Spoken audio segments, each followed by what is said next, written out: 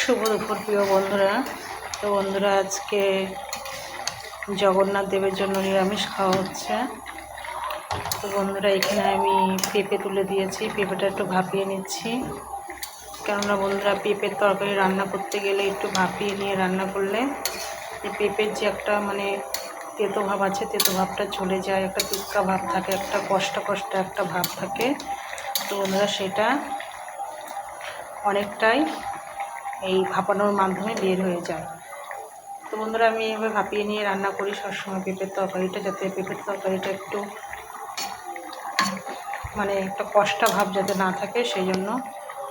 তো বন্ধুরা, আর একটু ভাপাবো, ভাপিয়ে নিয়ে জলটা ছেঁকে নিয়ে তারপরে রান্নাটা করে ফেলবো বন্ধুরা।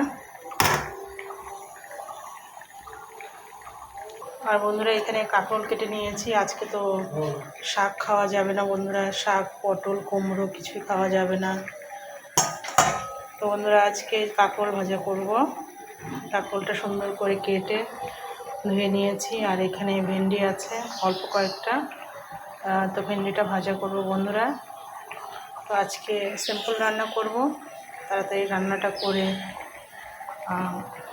একটু মেলাতে যাব। আজকে রথের মেলা লাগবে আমাদের ফুটবল মাঠে, আর সেখানে রথের দড়িটা টানবো, সেই জন্য একটু তাড়াতাড়ি বেরোবো বাড়ি থেকে।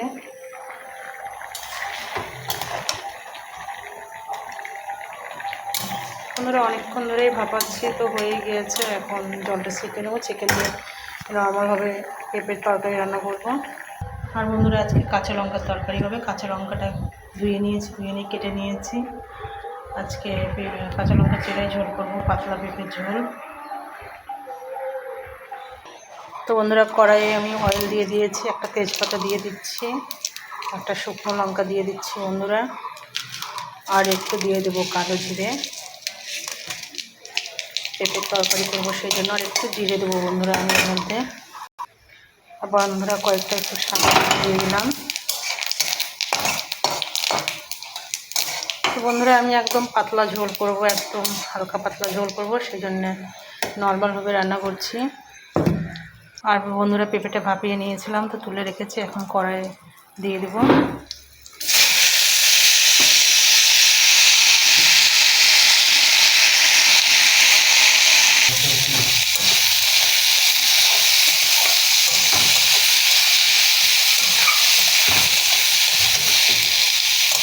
তো বন্ধুরা, এইভাবে পেঁপে ঝোল করে খেয়ে দেখতে ভালো লাগে খেতে। তো বন্ধুরা, এর মধ্যে আমি এখন হলুদ লবণ অ্যাড করব। তো বন্ধুরা, হলুদ লবণটা অ্যাড করে নিয়েছি।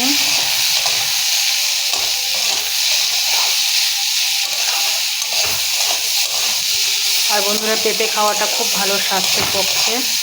যাদের লিভারের প্রবলেম আছে তারা পেঁপের তরকারিটা বেশি করে খাবে, স্বাস্থ্যের পক্ষে খুব উপকারক। আর পেঁপের তরকারিতে বন্ধুরা সবসময় অয়েলটা একটু কম ব্যবহার করবে, যতটা পারো কম তেলে রান্না করার চেষ্টা করবে। আর যদি তুমি বেশি তেল দিয়ে পেঁপের তরকারিটা রান্না করছো, সেটা খাচ্ছো, তো এটার গুণাগুণটা অনেকটাই কমে যায়। তো সবসময় পেঁপের তরকারিতে একটু অয়েলটা কম দিয়ে রান্না করার চেষ্টা করবে। তো বন্ধুরা, এর মধ্যে আমি আরও কিছু অ্যাড করব।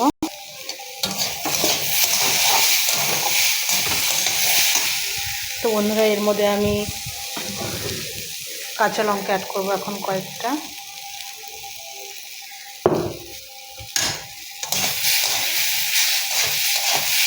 আমি লঙ্কাটা আগে দিইনি আজকে, কেননা লঙ্কাটা দিলে অনেকটা স্বাদ বের হয়, প্রচণ্ড কাশি আছে, সেই জন্য আমি একটু পরে দিয়েছি।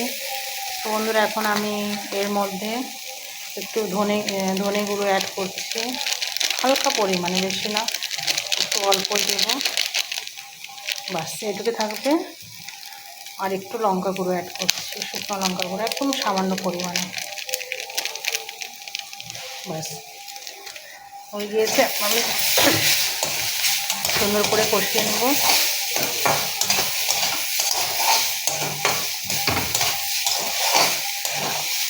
কষিয়ে নিয়ে তারপরে বন্ধুরা, এর মধ্যে আমি জল দিয়ে দেবো। জল দিয়ে তারপরে আমি গরম মশলার গুঁড়ো দিয়ে নামিয়ে নেব। আর গোটা গরম মশলা দেবো, একটু গরম মশলার গুঁড়ো দিয়ে নামিয়ে নেব। তো তো বন্ধুরা আমি এইভাবে পেঁপের তরকারি সচরাচর রান্না করে থাকি। তো বন্ধুরা তোমরা কেমন করে পেঁপের তরকারি রান্না করো নিরামিষ একটু কমেন্টে জানাবে। তো বন্ধুরা এর মধ্যে একটু আমি আবার সামান্য পরিমাণে একটু অয়েল অ্যাড করলাম, খুব বেশি না। দেখতেই পাচ্ছ কড়াইয়ে আমি সবজিগুলো মানে পেঁপেটা কষাচ্ছি, দেখো তেলই নাই বলতে গেলে, এতটা মানে কম তেল দিয়ে রান্না করছি পেঁপের তরকারিটা। মানে সব জিনিসের একটা গুণাগুণ থাকে বন্ধুরা, সেই গুণাগুণটা যদি পরিপূর্ণ রাখতে চান তো রান্নাটা নিজের মধ্যে বুঝে সুঝে করতে হয়। তো বন্ধুরা এখন আমি জল দিয়ে দেবো।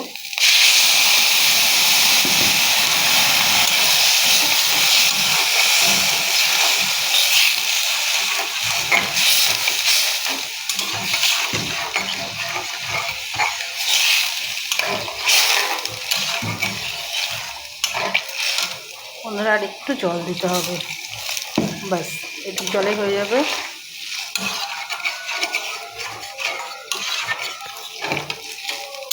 তো বন্ধুরা এখন আমি ঢাকা দিয়ে দেবো।